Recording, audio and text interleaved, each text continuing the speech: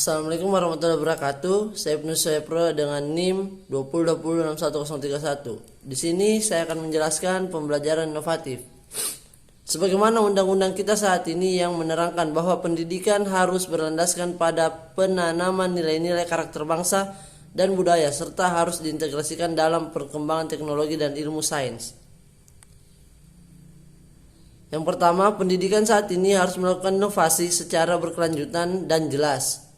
Yang kedua, untuk itu perlu banyak pihak yang harus terlibat dalam perkembangan sehingga proses pembelajaran sesuai cita-cita bangsa dan tuntutan zaman.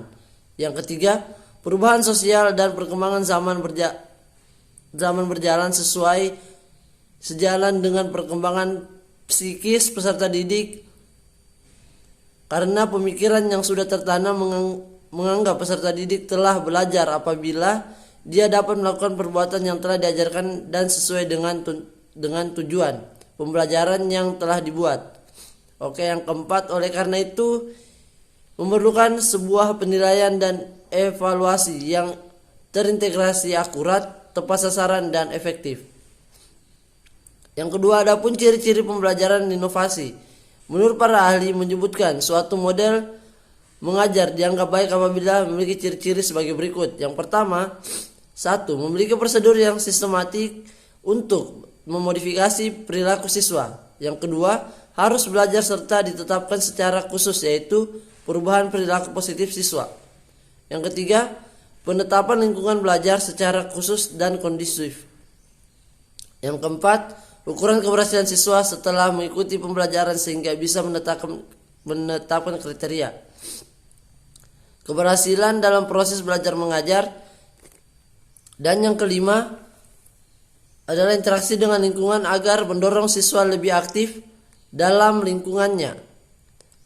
Yang ketiga, ada konsep dasar pembelajaran inovasi.